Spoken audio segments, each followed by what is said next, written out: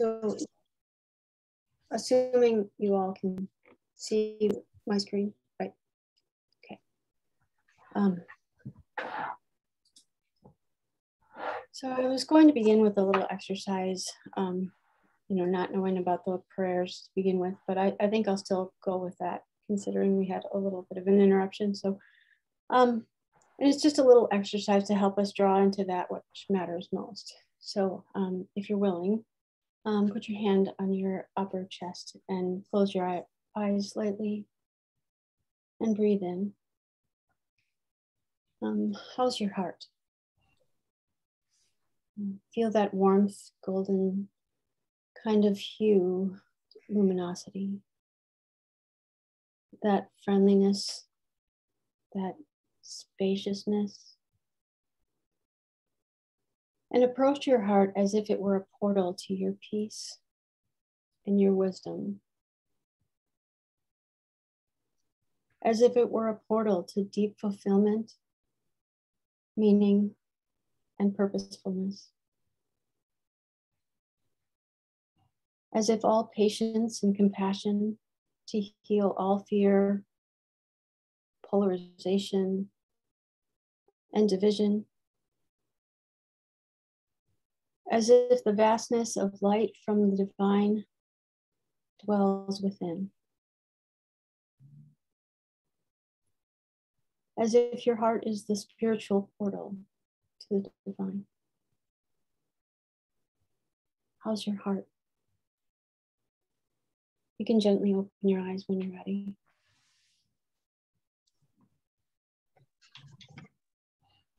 So there's a little overlap in the prayer there. We chose the same ones.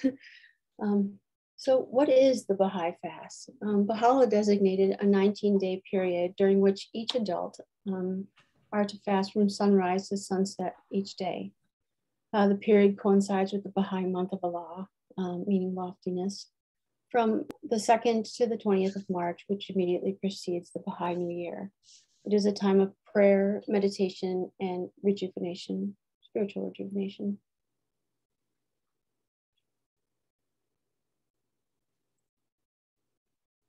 The Kitab Yaqtas states, we have commanded you to pray and fast from the beginning of maturity, 15 years old. This is ordained by God, your Lord, and the Lord of your forefathers. The traveler, the ailing, those who are with child or giving suck, are not bound by the fast. Abstain from food and drink from sunrise to sundown, and beware lest desire deprive you of this grace that is pointed in the book. I chose this picture. It is above, there's a saying, above the temple door in Wilmette, thy heart is my home, sanctified from my descent. Fasting is the cause of awakening man. The heart becomes tender and spirituality of man increases. It is produced by the fact that man's thoughts will be confined to the commemoration of God, and through this awakening and stimulation, surely ideal advancements follow. Abdul Baha.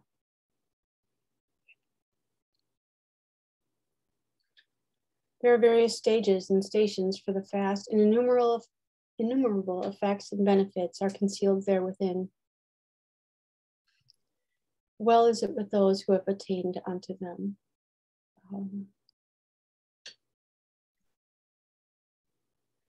And the fast is essentially a period of meditation and prayer, of spiritual recuperation, during which the believer must strive to make the necessary readjustments in his inner life, and to refresh and reinvigorate the spiritual forces latent in his soul.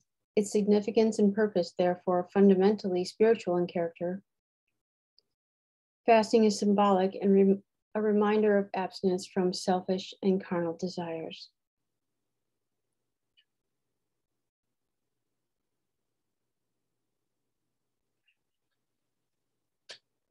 We naturally fast, inherently fast every day, from the time we stop eating at night until the time in which we wake up and eat again in the morning.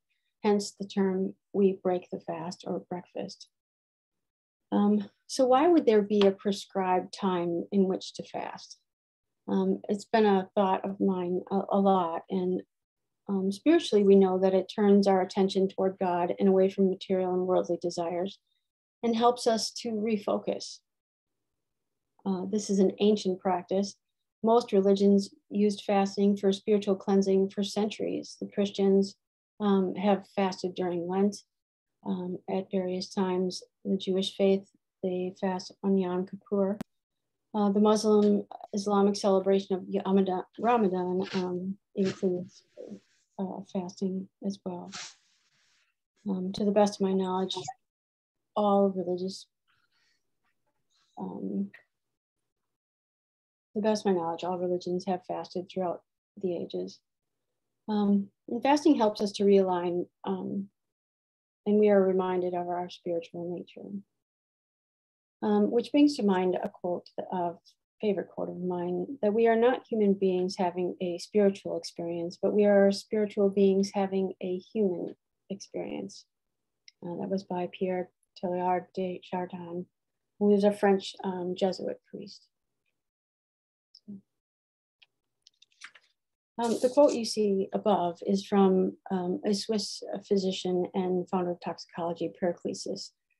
He said, fasting is the greatest remedy, the physician within. So basically our fast is a form of intermittent fasting, and that's kind of a buzzword that we hear a lot about. And it's refraining from eating or drinking, perhaps for specific windows of time. So I'd like to take a little bit of time to discuss the physical benefits of this divinely prescribed fast. So why is not eating healthy? Digesting food requires a lot of energy, and our bodies are amazingly efficient manufacturing and engineering facilities with numerous pathways, but you know what? They need a break to repair, rest, and reset. So there's a lot of beauty in its design. So what is intermittent fasting, and why is it beneficial? Like I said, digestion is a demanding physiological process, and gives our body, in the fast gives our body a break to repair. And it forces us to abandon our dependence on glucose. So like by abstaining for so long, we then switch over into not the dependence on glucose that we from eating every single every couple hours like we do these days, and are forced to use our glycogen stores and other things like that. So it improves our ability to lose weight, reduces our insulin resistance, so thus improving our insulin sensitivity, which helps our cells to use insulin better, and improves cognitive function.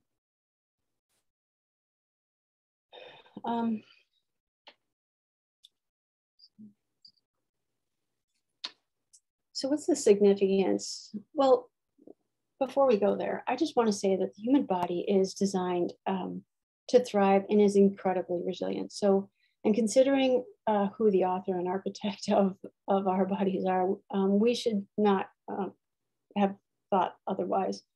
So we're created to self-heal, to self-renew, and to self-cleanse if given the right conditions. So removing all of those obstacles and what is lacking, then the magic can actually begin. So anyway, our fast as Baha'is is a dry fast. So it occurs from sunrise to sundown, and we're supposed to abstain from water as well as food.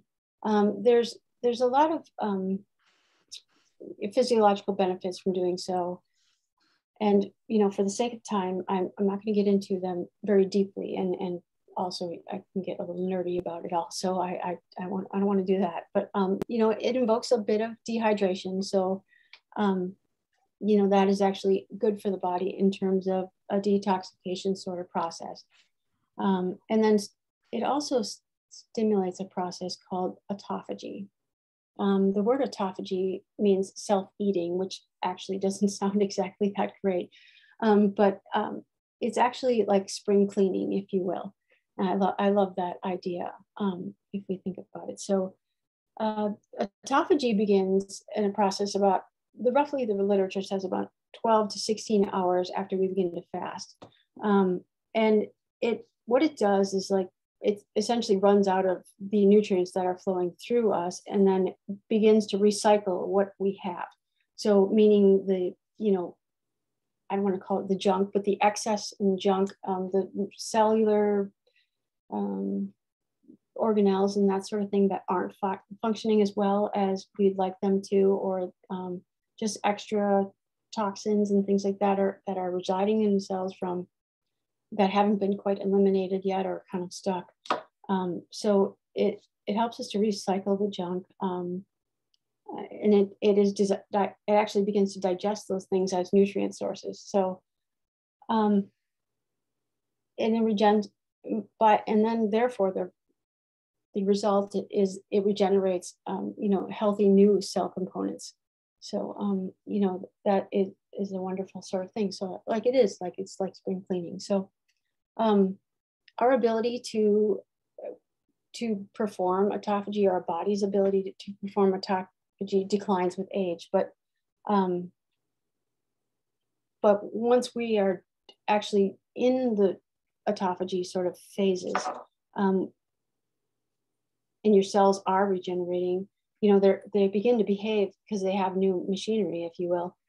They begin to behave like younger cells. So it's like dually beneficial. Some of the benefits of autophagy are better metabolism. It reduces inflammation, which is a huge problem in our modern health situations. It improves fitness because of the reduction in inflammation. It allows us to have less pain, better sight, better skin health, stimulates collagen production, and we have better cognitive function and mental clarity, because we're just essentially cleaning out the junk. With respect to mental clarity and cognitive function, autophagy actually removes the amyloid plaque that builds up which is like one of the central roles of, which is believed to be a central role in Alzheimer's. And it also removes the alpha synuclein, which is one of the byproducts that they believe are causing Parkinson's disease. So the amyloid plaque is actually like misfolded proteins that your nerve cells actually don't connect. So the amyloid plaque accumulates in between those nerve cells. They kind of fire across. And so that plaque will build up, and autophagy actually helps to clean those out. It can actually also help us to reduce cholesterol. But one of the reasons also that dementia is being coined as actually a type 3 diabetes almost, and they go hand in hand, is because being out of that high blood sugar situation that we have when we are in our normal non-fasting states,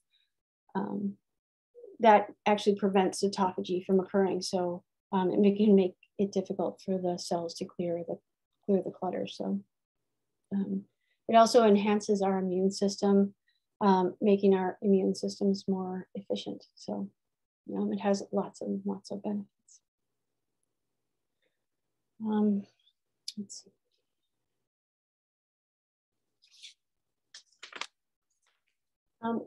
As Baha'is, we do in the morning are allowed to have.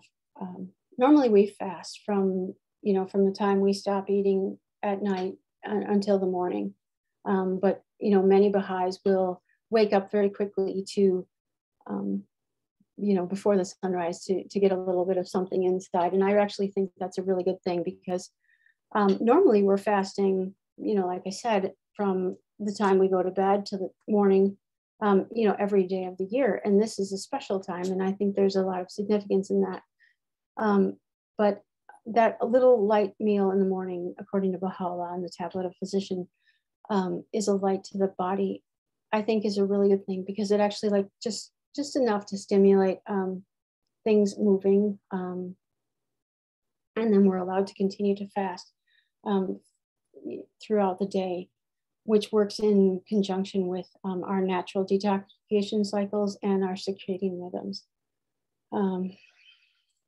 So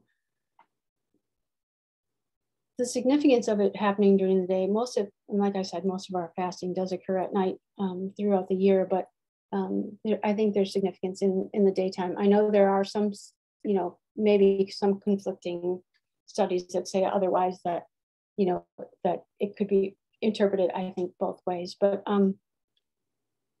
when we are up during the day, our lymph systems are moving, our adrenal systems are functioning, and we're working with them. So like, it allows everything to be flowing. And I think the natural detoxification rhythm actually then will work better and more efficiently.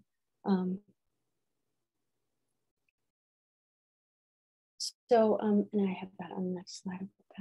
So during the daytime natural detoxification cycles, so like from 12 p.m. to 8 p.m. is usually when we work in conjunction with digestion. So that's when our body is working on digestion, and it's a rather intensive, energy intensive process. From 8 p.m. to 4 a.m. is when absorption and assimilation occurs. And then from 4 a.m. to 12 p.m., so 12 noon, is the detoxification and elimination cycle. So normally we would have breakfast, rather early during that detoxification and elimination process. And I think that little light in the morning, a little something in the morning, is just light onto the body. But I think like we can disrupt our detoxification and elimination processes by eating too much during the morning time. It hinders all of that. So I love that, we are actually fasting during that period of time. And then the circadian rhythms, and I don't know if everyone knows what a circadian rhythm is, but it's your body's internal clock, and it works in harmony with the planet, if you will. So it works in harmony with the sun coming up and the sun going down, and it regulates your sleepfulness and your wakefulness. And it's regulated by something called cortisol. And I don't know if you've heard that. A lot of people talk about cortisol now as being, our bodies are saturated with cortisol because of our chronic stress levels and the inflammation in our bodies. And so trying to work with that, and melatonin, melatonin actually increases as your day goes on and is at lowest in the morning. So in a perfect world, cortisol immediately rises in the morning and then decreases throughout the day. And then melatonin conversely goes up as the day progresses and is its highest right before you go to bed to help you go to sleep. And that is stimulated actually by the sun coming up in the morning. So light stimulates the cortisol, and then darkness stimulates the production of melatonin. So our exposure to, it's been only 200, not even 200 years that we've had electric lights in our houses, and the advent of screens and TVs and that sort of thing have really disrupted our circadian rhythms. So by many people using them right up until the time they go to bed. So making a conscious effort to reduce our exposure to those lights more. If you think about candles or fire, which we would have had throughout the course of our history as humans, as light instead of screens, it would be better in terms of helping us to increase our melatonin production and be able to go to sleep, and then coordinate those rhythms with our detoxification and that sort of thing as well. And then the other wonderful thing about the design of this is it happens right, with springtime. It recognizes that, we are in sync with creation and with the planet. So I think it's really beautiful in all of those design components.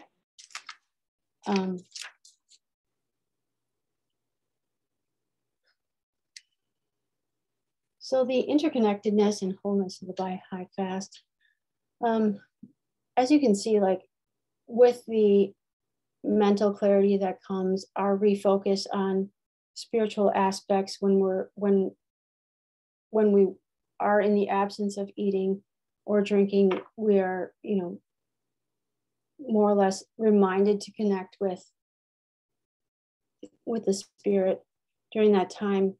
Our bodies, work in an equilibrium. So, and we tend to separate ourselves from nature somehow. We're separated even from a genetic or epigenetic standpoint, and we're not. It's so there's an internal and external equilibrium,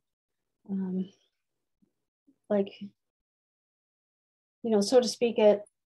As the fires of the planet, all the wildfires that we have, are a symbol of the climate change that we have occurring. So we are the fires that are burning within us with forms of stress and inflammation and that sort of thing. So, everything seems to mirror each other, and there's a, internal and external equilibrium that, we do mirror as well as notice in everything. So,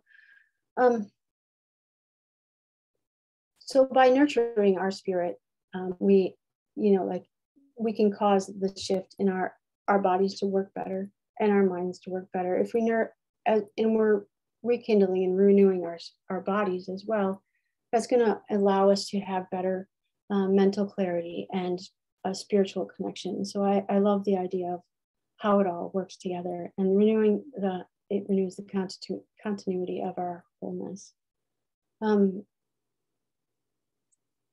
then throughout the course of the year, we don't forget, we don't lose sight of this, but we do the opposite of remember. We are dismembered, and I don't want that to sound bad, but the fast allows us to physically detoxify, renew ourselves, and remember and regain clarity, renewed focus for the new year.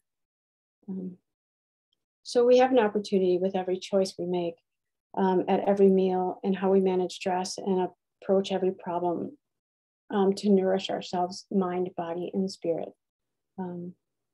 So, I remind you to ask yourself this question, does this nourish me? Does this nourish my body? Does this nourish my mind? Does this nourish my spirit? Because they're all interconnected. These days of the fast enable us to clear out the things that are in the way, and reestablish that balance that was so beautifully instilled in us innately. So I guess that's all. And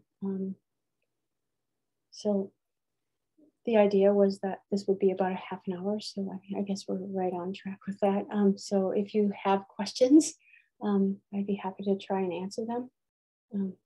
So I'll remove the screen and then we'll just go to regular second.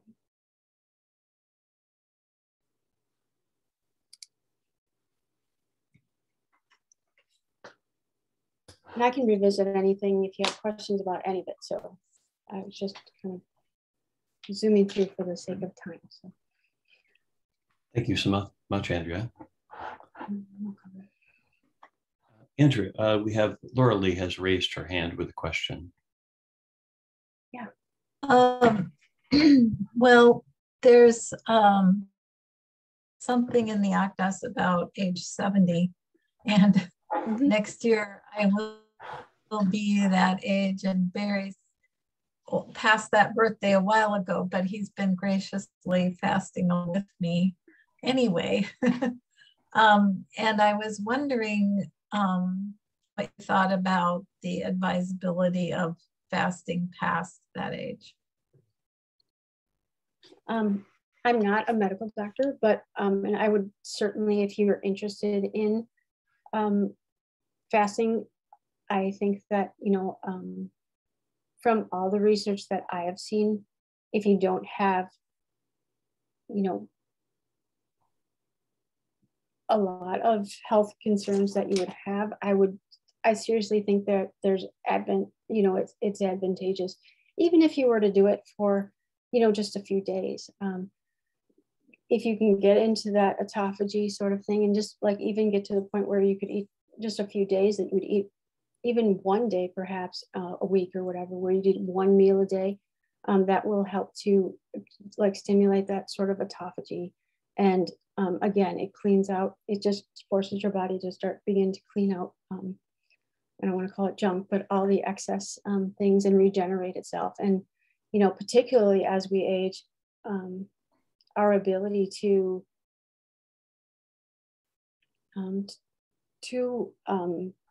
perform autophagy decreases. So making an effort to do so, you know, I think is really, really good, because then, you know, it like regenerates our cells, it renews them.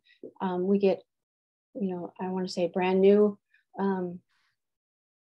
cell organelles that can perform all the things that we need them to do. It regenerates, you know, our mitochondria, which is our energy sources, that allows them to, you know, essentially, like there's a lot of byproduct and buildup in those mitochondria, allows that stuff to get cleaned out. So we might have more energy, you can have better fitness. Again, it helps with inflammation and reduces, you know, it can reduce inflammation. So we're going to have less arthritis. It has great, I mentioned it, great benefits with respect to mental clarity and cognitive function, in terms of, you know, cleaning out the things that can get in the way of, you know, with the amyloid plaque, particularly with females. And then, you know, like males have more tendency to get Parkinson's, and females Alzheimer's. So then,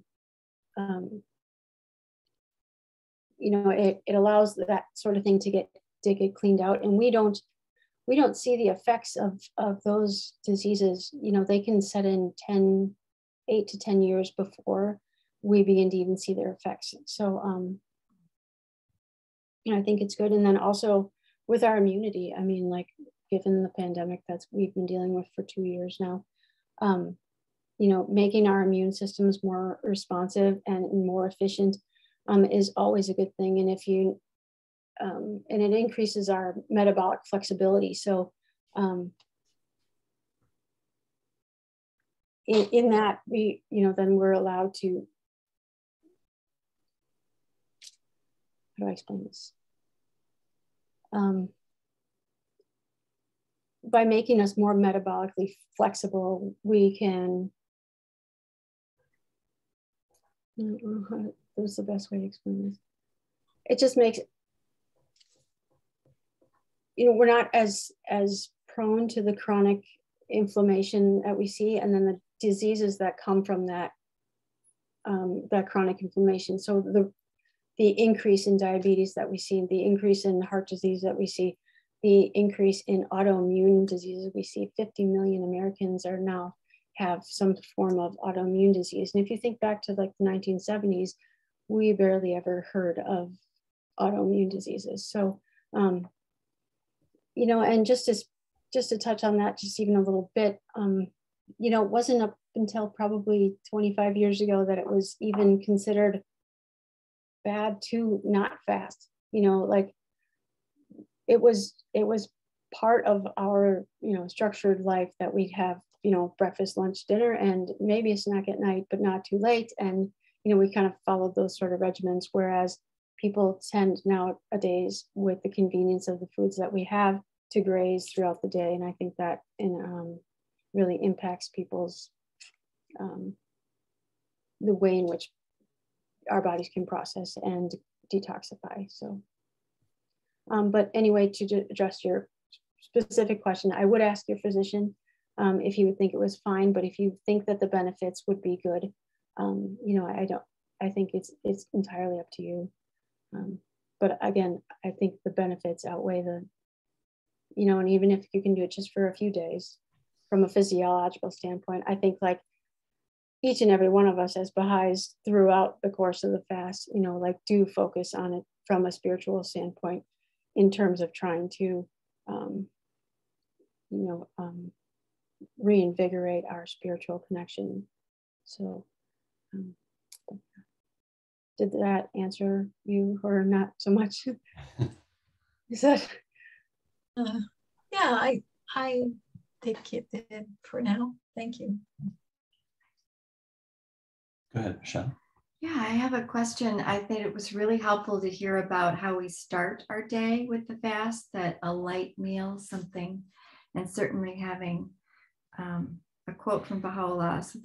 So do you have thoughts about how we break the fast? Is there, there are times where it feels like it all happens very quickly to eat and drink and, the desire and all of that. But do you have thoughts about breaking the fast in a graceful way, in accordance with how our bodies would, appreciate taking in some nourishment and some fluids? I think so. I think our bodies are, I don't think you want to shock it, but I mean, it's only been like ideally, 12 to 14 hours or so, given in daylight saving time or whatever. So it's not that incredibly long period of time, although it seems like it, but in the grand scheme of things, it's not. I think, I would just like the morning, when you're breaking in the morning. I mean, I wouldn't like overstimulate yourself with a ton of caffeine and a very big breakfast, like a little meal in the morning. Something that's like, fresh fruit and a little bit of protein, which, like will help to sustain you a little bit more longer, which they always recommend a little bit of protein. Our breakfasts tend to be very carbohydrate rich, and the protein actually is really a good idea to have in the morning. But at night, I have a tendency to just go back to what I would normally prescribe, and that's, like the more whole foods that you can eat are probably better for you, and not, the closer to the source that they come, and so much of what we eat now comes out of a box or a bag or from the, so anything that's closer to its origins and its source are probably the best. Yeah. Thank you. I think Lisa has a question for you too. Yeah. Hi, Andrea. Hi, Lisa. There you are. Hi. So I know intermittent fasting. So after we're done with the fast, do you recommend like maybe intermittent fasting for one day out of the week, or do you think 2 days is good? You can, like I said, you can do it as you would like. I mean, like, and you maybe, especially after you've spent 19 days doing the fast, you might, I mean, and I don't know how each one of you feels when you get done with the fast, if you feel like less sluggish, and, and it's hard to distinguish from spirit, mind, and body, whether or not you feel less sluggish, because I think they're all interwoven. But like, if you do feel less sluggish and you love how that feels, and you begin again to feel yourself being, more sluggish, then, like it would be something to consider. But then also, like, just on a daily basis, even if you're considering like how much you're eating before you go to bed, and then, when you wake up, and allowing like just enough time. So I think, it's entirely up to you. And for females and males, it tends to be a little different.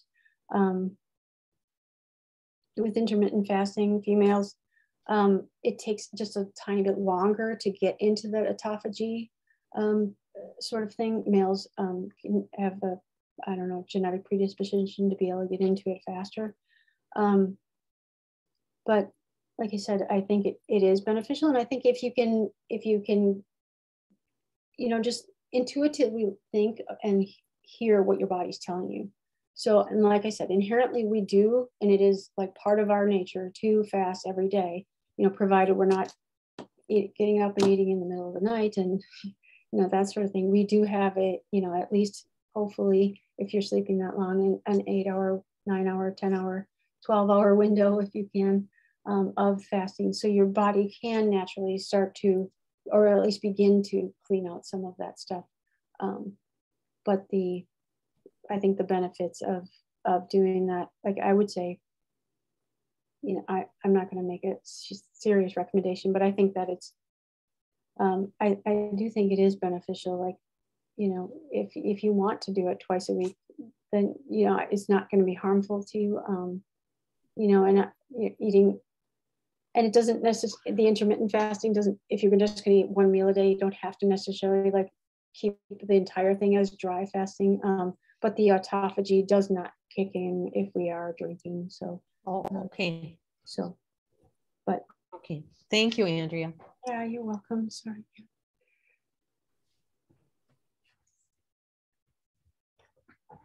Good. Any other questions for Andrea before we close out for the evening? And I'd like to thank you for taking the time to share your passion of health and wellness and give us a perspective on you know, the wholeness related to the Baha'i fast. Very enlightening. I think it's really, when we first started talking, you mentioned a dry fast. I had never really thought about it in those terms. And it is interesting to just start picking up some of the, you know, language around wellness as it relates to fasting. And so I think we've all really benefited from you taking the time to share this. And again, with great gratitude, appreciate you sharing all that you know, or much of it. Beneficial, and I wasn't talking too fast, but I didn't want to take up too much time. So, but so I look forward to any feedback you guys have. Yeah, I just think it's just wonderful, like how I'm just drawn to the fact that it's how interestingly beautiful it is in its design. So I think it's just beautiful. So. Thank you again. Yeah, thanks a lot. Thank you for sharing.